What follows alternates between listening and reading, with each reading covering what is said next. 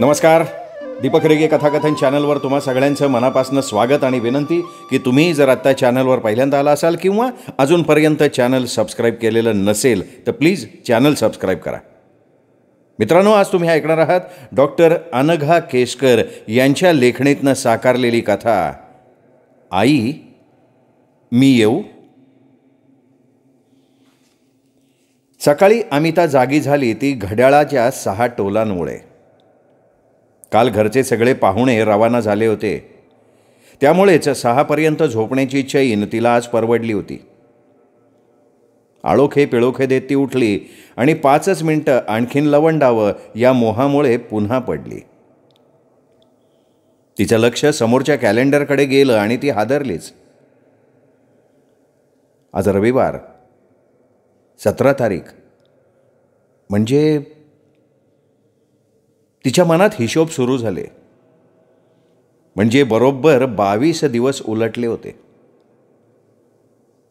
बापरे, खरं म्हणजे 27च्या अगोदर पाळी यायला हवी होती, पण सर तर पार पडला या आनंदात पाळी न आल्याचा भयानकपणा तिला जाणवला नव्हता. तेव्हा उलटा सुटकेचा निश्वास तिने टाकला होता. नंतर एका मागोमाग एक पाहुण्यांनी वर्दी लावायला सुरुवात केली होती. त्यांच्या सरबराईत, स्वयंपाक पाणी करण्यात आणि छोट्या बिनाच्या तैनातीत ती इतकी बुडून गेली होती की तिला या सगळ्याचा विसरच पडला होता. आज जरा निवांतपणा मिळाल्यावर तिला दिवसांचा हिशोब आठवायला लागला. तसं घाबरायचं कारण नव्हतं मुळीच. सेफ पिरियड आणि इतर काळजी घेणं चालू होतं त्यांचं, पण तरीही नेम नाही सांगता येत कशाचा. तिच्या मनात पाल चुकचुकली. अस्वस्थपणे ती उठली. तोंड धुवून तिने चहाचं आदण ठेवलं. नंतर हळूच महेशच्या पायाला चिमटा काढून तिने त्याला उठवलं. तोही बिनाला जाग न येईल अशा बेतानं तिचा चिमुकला पंजा आपल्या पोटावरनं अलगद बाजूला काढत उठला. चहा घ्यायला ते समोरासमोर बसले तेव्हा महेशला नवी काळजी लावायचं अमिताच्या अगदी जीवावर आलं. आधीच अपुरा पगार, तिघांचा खर्च आणि पाहुण्यांची सरबराई यांनी तो मेटाकुटीला आला होता. गेल्या महिन्यात वी रिग्रेट अशा प्रेमळ शब्दात 2 ठिकाणच्या इंटरव्ह्यूचे नकार आले होते. त्याच्या डॉक्टरेटची विशेष पत्रास कुणी बाळगलेली दिसत नव्हती. भरीसभर म्हणून परवाच अमिताचे मोठे दीर त्याला म्हणाले होते, अरे काय मिळवलंस एवढी मोठी डिग्री घेऊन? आम्ही बघ लागलो ना बिझनेसमध्ये लाईनला, आज खोऱ्यानं पैसे ओढतोय. त्यांचं म्हणणं अगदी खरं होतं. पण अशा ह्या बोलण्यानं महेशला किती वाईट वाटत असेल याची अमिताशिवाय इतरांना कल्पनाच यायची नाही. ही सगळी त्याचीच माणसं होती. त्याला दुखावण्यासाठी, हिणवण्यासाठी ते असं बोलत नव्हते. त्यांना सगळ्यांना खरंच तसं वाटायचं म्हणून ते पोट तिडकीनं बोलायचे. तरीही त्यांचे असले शब्द दोघांनाही घायाळ करून जायचे.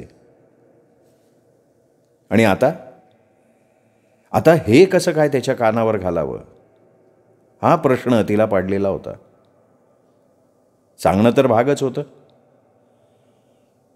शेवटी हिंमत बांधून तिने सुतोवाच केलं. अहो मला वाटतं आज उद्या आपल्याला डॉक्टरांच्याकडे जायला हवं. महेशनं पेपरमधनं वर बघितलं. काही त्रास होतोय का तुला? मला या आठवड्यात अशी वेळ नाही आहे. तू एकटी का जात नाहीस? नाही, त्रास नाही, पण मला जरा वेगळीच शंका येते. वेळेवर डॉक्टरना दाखवलेलं बरं. महेशची नजर टाळत अमिता म्हणाली, काय कटकट आहे. असा शेरा अजाणतेपणानं त्याच्या तोंडून बाहेर पडला. अमिताला त्याच्या शेऱ्याचा भयंकर राग आला. चूक काय तिची होती? आणि असली तर एकटीची होती. आपणही काहीतरी पटकन बोलावं असं तिला वाटलं, पण नंतर त्याचा अपराधी झालेला चेहरा बघून तिने शब्द तसेच गिळले. मूळचा शांत समंजस महेश लग्नामुळे आणि परिस्थितीमुळे किती चिडचिडा आणि लहरी व्हायला लागला होता. क्षणभरापूर्वीच्या तिच्या रागाची जागा सहानुभूतीनं घेतली. त्याने अमितावर प्रेम केलं होतं. सर्वांच्या मर्जीविरुद्ध तिच्याशी लग्न केलं होतं. क्वालिफिकेशनला साजेशी मनाजोगती नोकरी मिळत नाही म्हणून ह्या प्रोजेक्टच्या पसाऱ्यात नाईलाजानं तो राहिला होता. रुबाबदार व्यक्तिमत्व आणि उच्चतम पदवी हे सगळं नोकरी द्यायला असमर्थ ठरेल अशी दोघांनाही कल्पना नव्हती. म्हणून लग्नानंतर अमिताच्या वेड्या आग्रहापायी लवकर मूल होऊ दिलं त्याने.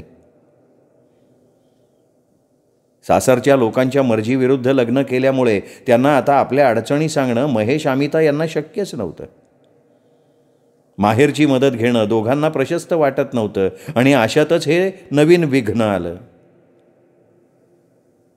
विघ्न हा शब्द अमिताच्या नुसता मनात आला आणि तिला मनापासनं वाईट वाटलं. आपल्याच बाळाला विघ्न मानण्याची पाळी आपल्यावर यावी याचं तिला अतोनात दुःख झालं. आपल्या हृदयातनं आत्ता जी कळ उठली ती मघाशी महेशच्याही काळजात उठली असेल हे तिला आता जाणवलं.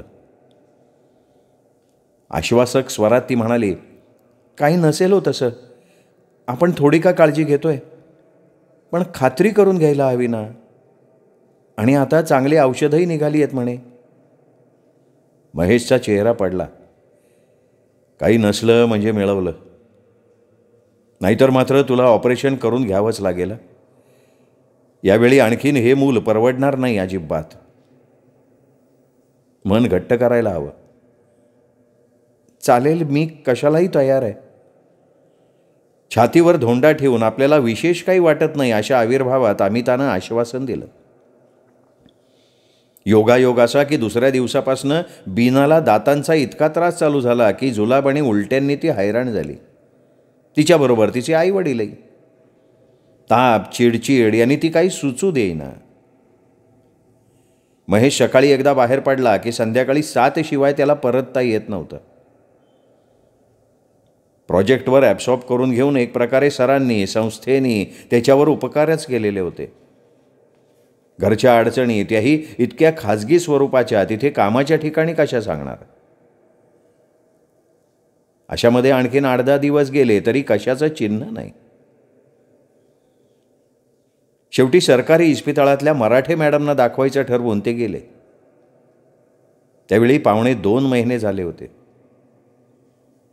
तपासणी झाली आणि कन्फर्मेशन टेस्टसाठी डॉक्टरीणबाईंनी गोळ्या दिल्या. होता नव्हता तेवढा कोडगेपणा गोळा करून महेश म्हणाला, डॉक्टर, आम्हाला हे मूल नको आहे.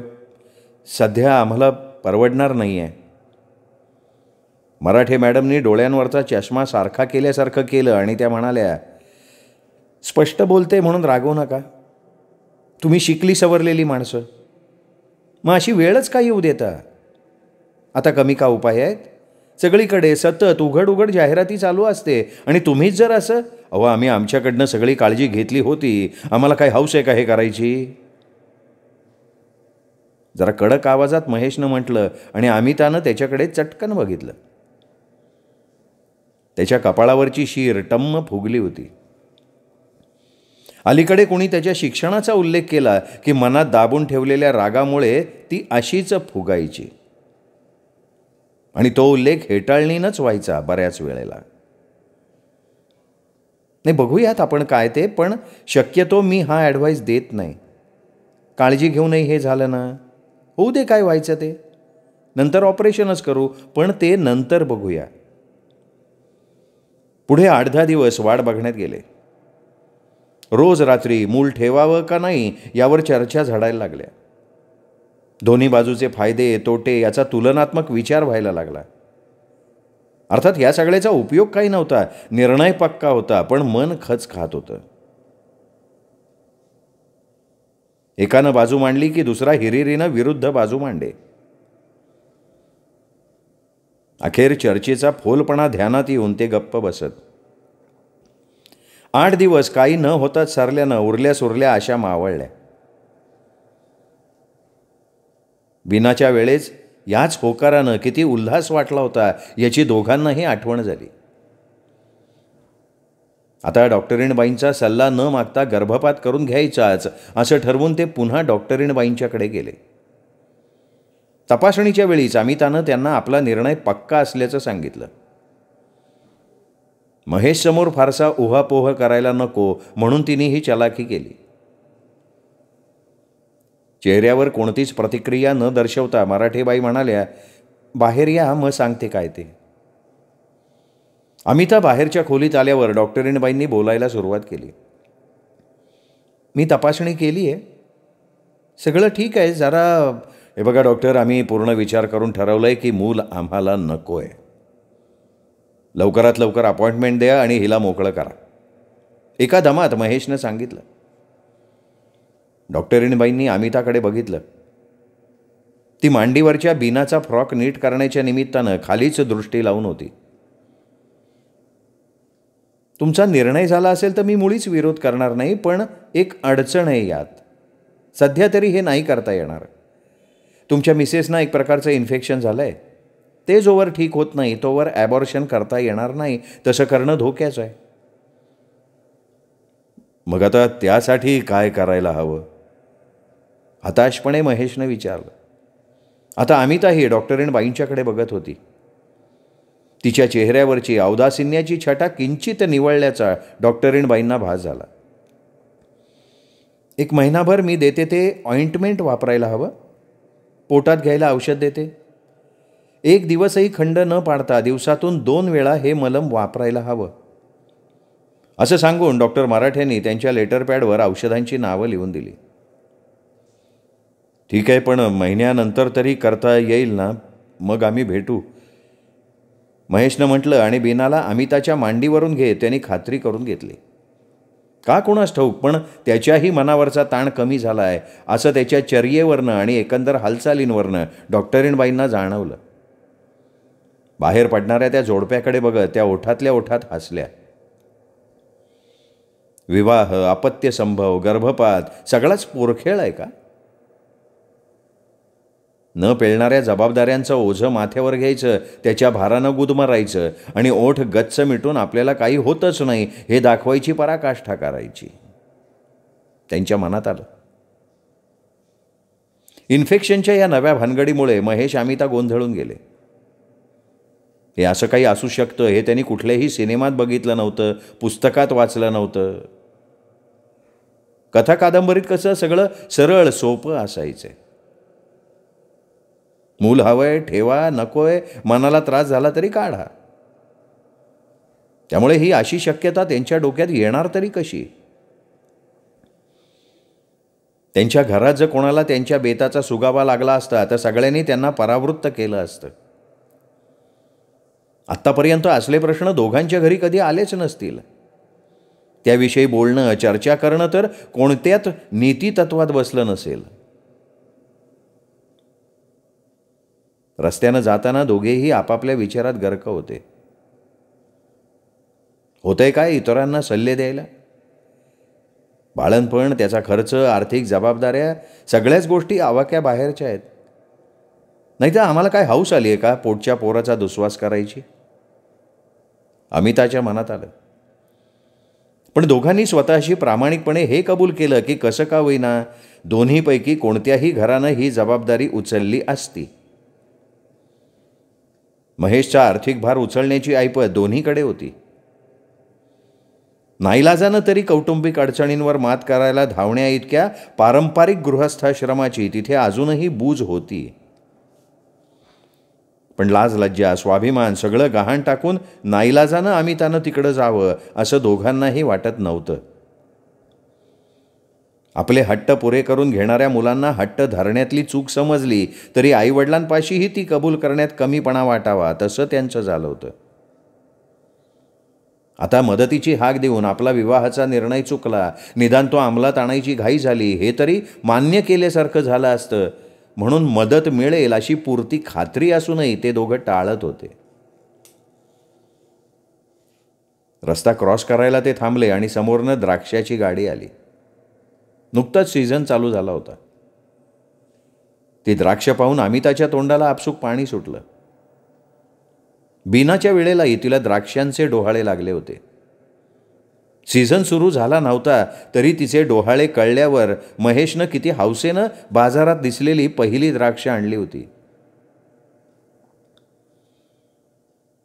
आज ही द्राक्ष मागायला तरी मला हक्क आहे का? ज्या जीवाची ही मागणी आहे तो जीवच संपवायचा म्हटल्यावर डोहाळ्यांना अर्थच काय? हे विचार मनात येऊन अमिता विषण्ण झाली. महेशला तिच्या खिन्नतेचा मागमूस लागणं शक्य नव्हतं. स्थलकालाची बंधनं झुगारून साध्या प्रसंगावरून भूतकाळातल्या दुसऱ्या घटनेपर्यंत धावणाऱ्या चपळ मनाचा इतरांना कसा थांग लागावा? तरीही आपली ही खंत मनकवडेपणानं महेशनं ओळखू नये म्हणून अमिता आणखीनच खट्टू झाली. घरी येईपर्यंत 11 वाजून गेले होते. बीनाची भाताची वेळ झाली होती. अमितानी महेशकडे बीनाला सोपवलं. 5 मिनिटात कुकर लावून येते तोवर थांबा असं म्हणून ती स्वयंपाकघरात पळाली.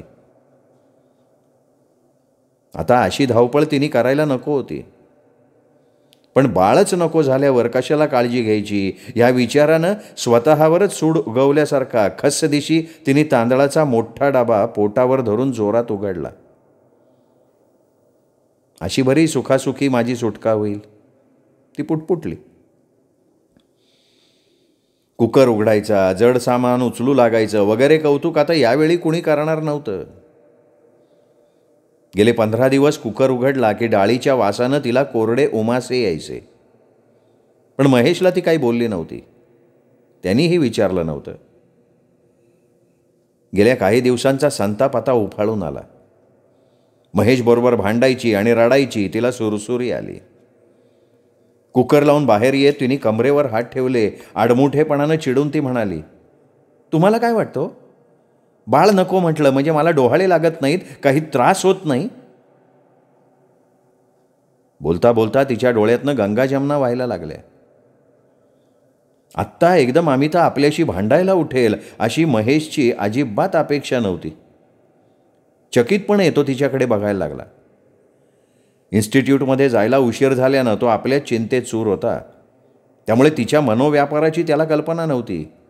त्याचाही तोल सुटला. तिरसटपणे तो वसवसला, मी काय करू मग? पुष्कळ केलं कौतुक तुझं, आता माझ्याच्यानं जमणार नाही. आहे कुणाला वेळ हेच दिवसभर करायला? असं बोलून धाड दिशी दार बंद करून तो गेला. फार कौतुकं पुरवलीस हां?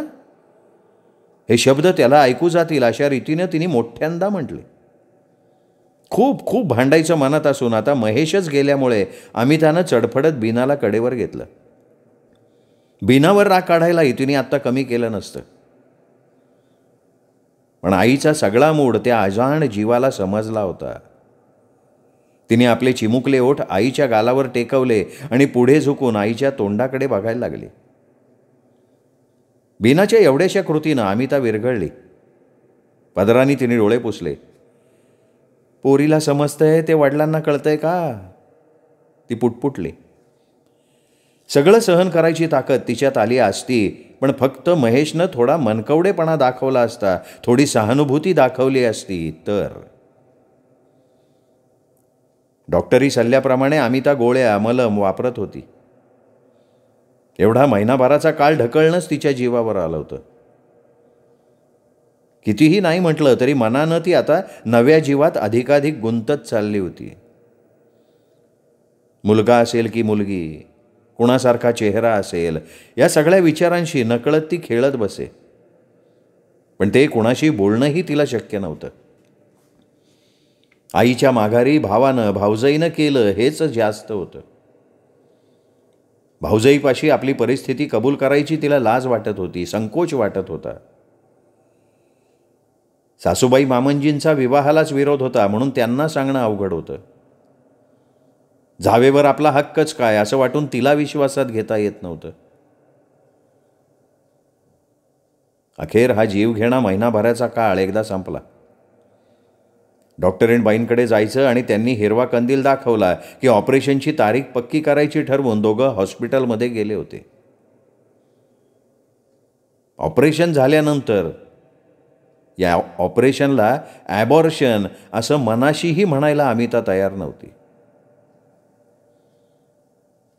ऑपरेशन झाल्यावर अमितानं बीनाला बघायला धाकट्या बहिणीला बोलवून घ्यायचं आणि नॅचरल ॲबॉर्शन झाल्याचं सगळ्यांना भासवायचं हे अमितानं ठरवून टाकलं होतं.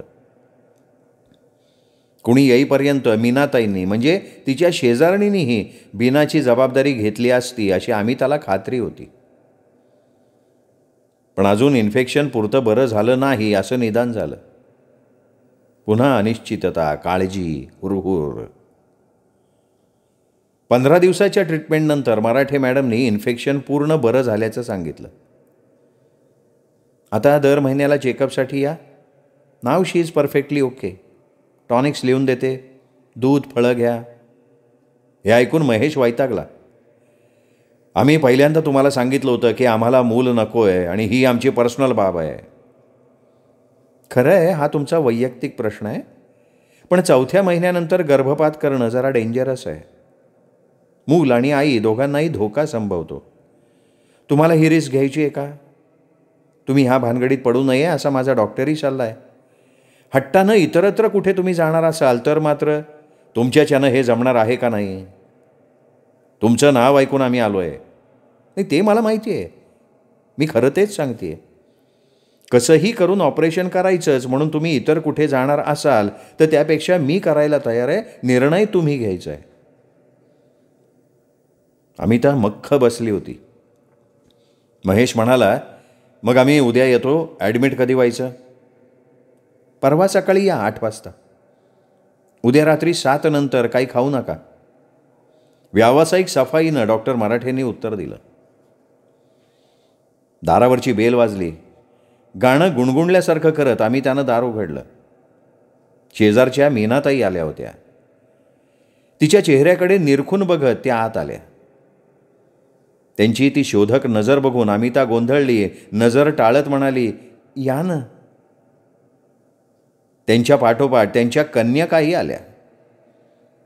नेहमीप्रमाणे त्यांनी हौसेनं बीनाचा ताबा घेतला. एकुलत्या एक कॉट दिवाणवरचा पसारा आवरत तिने त्यांना जागा करून दिली. चहा घेणार घोटभर? नेहमीप्रमाणे तिने विचारलं. नाही ग, मी तुला विचारायला आली आहे, कोणाला बरं नाही आहे तुझ्याकडे? हां, ह्यांना कसा सुगावा लागला ह्या विचारानं ती आणखीन गोंधळली. अगं, आज सकाळी मी तुम्हाला हॉस्पिटलमध्ये शिरताना बघितलं. बीना ठीक आहे ना? तुलाही मी मध्ये म्हटलं होतं कशी तरीच दिसतीयस. अमितानं मीनाताईंच्या सुशा निशाकडे एक अर्थपूर्ण दृष्टिक्षेप टाकला. त्याचा अर्थ समजून मीनाताईंनी त्यांना फरमावलं, बीनाला घेऊन व्हरांड्यातनं गंमत दाखवा जा. सुशानी बीनाला उचललं. मटामट तिचे पापे घेतले आणि तिघी गॅलरीत बसून कसली कसली गाणी म्हणायला लागल्या.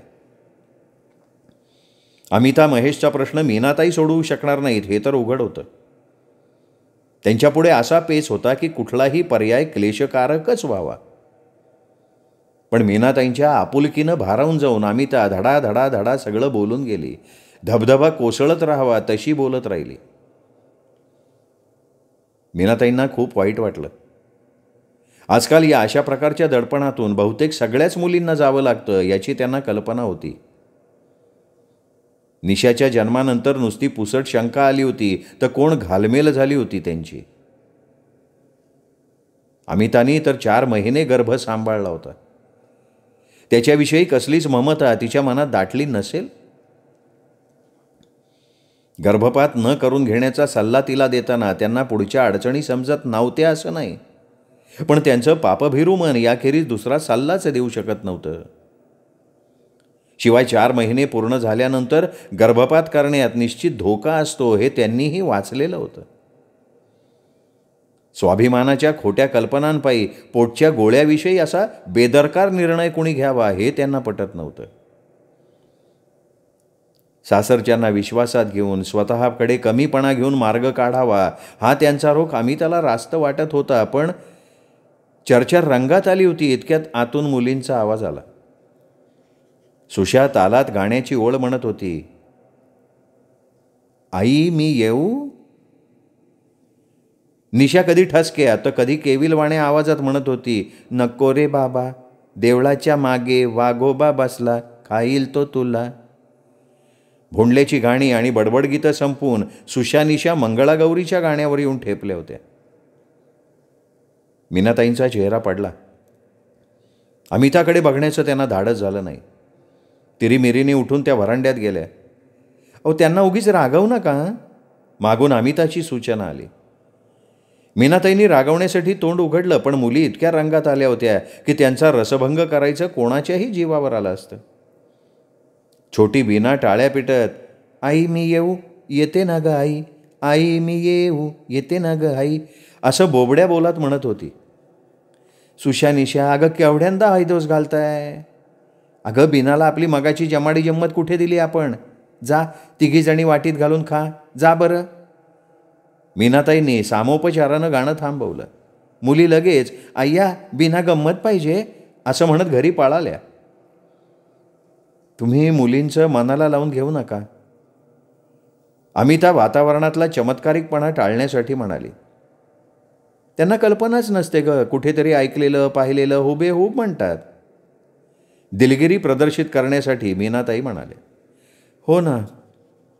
हां तर मी काय म्हणत होते, परवा 8 वाजता मला ॲडमिट व्हायचं आहे. प्लीज एखादा दिवस बीनाकडे बघाल, जरूर लागली तर. नंतर मी कुणाला तरी बोलवून घेईन. ॲबॉर्शन झाल्याचं सांगायचं ठरवलं आहे. अगं बीनालाच काय, तिच्या बाबांनाही पाहीन मी, तू निश्चिंत राहा. भरल्या गळाला मीनाताईंनी आश्वासन दिलं आणि त्या गेल्या. रात्रभर अमिताच्या डोळ्याला डोळा लागला नव्हता. अखेर 4:30ला टोला पडल्यावर अमिता उठली, भराभर केरवारे उरकून आंघोळीला गेली. पुन्हा 8-10 दिवस नाहायला जमणार नाही असं मनात येऊन तिने आपले दाट रेशमी केस मोकळे केले. तिच्या चाहुलीनं जागा झालेला महेश आपला आवरायला लागला मुकाट्यानं. सकाळपुरतं थोडं दूध पातेल्यात ठेवून उरलेलं दूध घेऊन अमिता 6:45ला मीनाताईंच्या दारात गेली. हळूच दारावर टकटक केलं. मीनाताईंनी दार उघडलं आणि तिला बघून त्या म्हणाल्या, काय ग निघायची वेळ झाली. हो, हे दूध राहिलं होतं ते द्यायला आली आहे. साईचं विरजणही ठेवते टेबलावर. अगं एवढी याची काय घाई आहे, तू निवांत जा, मी मागचं सगळं आवरीन, मग तर झालं. बोलणं संपवून मीनाताई घरात गेल्या. एवढ्यात रिक्षा थांबल्याचा आवाज आला. अमितानं कठड्यावरून खाली बघितलं. तिचा आपल्या डोळ्यांवर विश्वासच बसेना. तिचा मोठा भाऊ आणि वहिनी रिक्षातनं उतरत होते. अमिताला बघताच निलेश दादानं जोरजोरात हात हलवून तिला आपल्या आगमनाची ग्वाही दिली. त्यांना पाहून प्रफुल्ल चेहऱ्यानं ती गडबडीत खाली गेली. वहिनीच्या हातातली छोटी सुटकेस तिने बळबळ आपल्याकडे घेतली. त्यांच्या पाठोपाठ ती वर जायला लागली, पण आता ती भयंकर गोंधळून गेली होती. यांना सांगायचं काय, तिला प्रश्न पडला. चेहऱ्यावरचा गोंधळ लपवण्यासाठी ती आलेच असं म्हणत बाथरूममध्ये घुसली. दिवाणावर ऐस पैस बसत निलेश दादानं दिलखुलास हास्य केलं. महेशकडे बघून तो म्हणाला, बघा आम्हाला बोलवून थकला होतात ना, पण आज आम्ही न बोलवता आलो का नाही कबूल केल्याप्रमाणे. आता 8 दिवस निव्वळ आराम करणार इथे.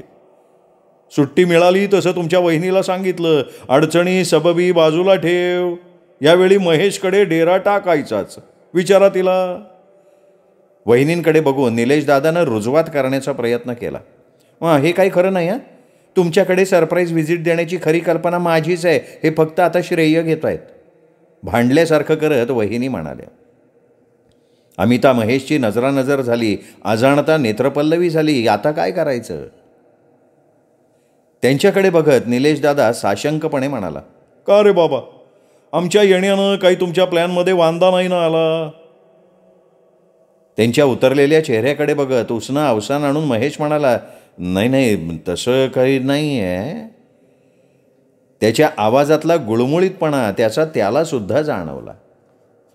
आता वहिनींचा चेहरा उतरला. समंजसपणे नणंदेकडे बघत त्या म्हणाल्या, तुम्हाला कुठे जायचं असेल तर हरकत नाही हां, आम्ही काय पुन्हा येऊ. त्यात काय एवढं.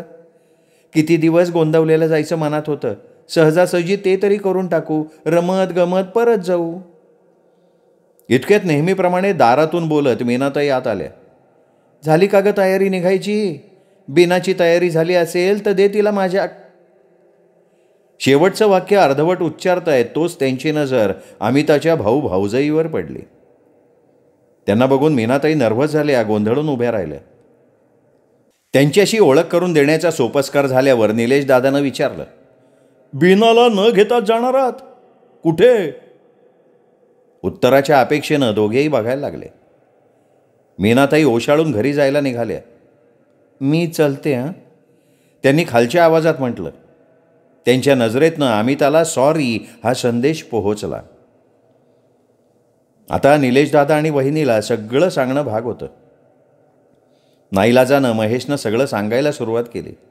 अमितानं मधून मदत केली. वहिनींनी न राहून निषेधात्मक बोलायला तोंड उघडलं तर तिला तू थांब असं कडकपणे फरमावून निलेश दादा सगळं ऐकत राहिला आणि शेवटी म्हणाला, हे सगळं आम्हाला न सांगता सरवता ठरवायला काही वाटलं नाही तुला अमिता? आम्ही होतो ना जिवंत? नाही तसं नाही, अपराधी मुद्रेनं महेश पुटपुटला. मग कसं? स्वतःचे स्वतः निर्णय हे असले घेण्या इतके शहाणे झालं असं वाटलं का आमच्या शहाणपणावरचा विश्वास उडाला? अहो असं काय, जरा शांतपणे घ्या, वहिनी म्हणाल्या. भानावर येऊन निलेशनं अमिताकडे बघितलं. तिचा रडका चेहरा बघून त्यांनी शब्द आवरले. 2-4 क्षणांनी मृदू स्वरात म्हणाला, नशीब आज यायची आम्हाला बुद्धी झाली. अरे खरोखर हिचं बाळंतपण करणं आम्हाला जड नाही. सगळेच दिवस काही सारखे नसतात, तुमचेही दिवस पालटतील. अरे निदान अमिताच्या जीवाचा तरी विचार करायचा होता. नाही, त्यांनी नाही जबरदस्ती केली कसली, अमितानं सारवासारव केली. अरे पण इतक्या लेट स्टेजला असा डिसिजन घेतात का? हां बरं, ते प्रकरण संपलं आता काय? आम्ही ठरल्याप्रमाणे 8 दिवस इथे राहणार, कळलं? आणि तू अमिताला घेऊन उद्या डॉक्टरांच्याकडे जाऊन ये. ह्या विषयावर बोलणं यापुढे बंद, ठामपणे निलेश दादानं बजावलं. दुपारची जेवणं आटोपली. सगळेजण झोपलेत असं बघून वहिनी हळूच उठल्या. दार उघडून चुपचाप समोरच्या मीनाताईंकडे गेल्या. मीनाताई जणू त्यांचीच वाट बघत होत्या. दाराची चाहूल लागताच त्यांनी दार उघडलं. या ना. हसतच वहिनी आत आल्या. तुमचे आभार कसे मानू कळत नाही मला. मीनाताईंचा हात पकडून त्या म्हणाल्या, अहो माझा धीर सुटला होता. वाटायला लागलं होतं की तुम्ही वेळेवर येतोय का नाही. मीनाताई वहिनींना म्हणाल्या, अहो तुमचा फोन आला आणि धस्स झालं. न येऊन करतोय काय आम्ही. जरा धावपळ करावी लागली, पण बरं झालं तुम्ही फोननी कळवलं, नाही तर आज काय झालं असतं हो. खरं सांगू का, माझ्यापुढेही दुसरा पर्याय नव्हता. एकतर मी तिराईत माणूस, त्यांच्या दोघांच्यात मी काय बोलणार. पण राहावे ना तेव्हा सरळ डॉक्टर मराठ्यांना फोन केला. माझी त्यांची तशी थोडी ओळख आहे. तुम्ही डॉक्टरांना फोन केला ते बरं केलं. काय म्हणाल्या डॉक्टर? डॉक्टरांनी स्पष्ट सांगितलं की आईच्या जीवावर बेतण्यासारखी ही केस आहे. दोघेही हट्टाला पेटलेले वाटतात म्हणून करायचं. मग काय बाई माझ्याच्यानं राहावे ना. मी सरळ तुम्हाला फोन करून टाकलात. हे तुम्ही खूप छान केलंत मीनाताई. नाही मी म्हटलं त्यांना कळलं आणि ते रागावले तरी चालेल, पण आपल्याला जे योग्य वाटतंय ना ते करायचं. अहो मीनाताई रागावत आहेत कसले. आता खरं म्हणजे दोघंही खुशीत आहेत, संकटातनं सुटल्यासारखे वागत आहेत. बाकी तुम्ही ॲक्टिंग छान केली तर आम्हीही सुगावा लागू दिला नाही. पण मग सांगणार आहे, मुलाचं तोंड बघितल्यावर ते गोड काम करीन मी, वहिनी म्हणाल्या. हां, आणि मी मुलगा मागून घेईन ना तेव्हा त्यांना कळेल. यावर दोघीही समाधानानं हसल्या.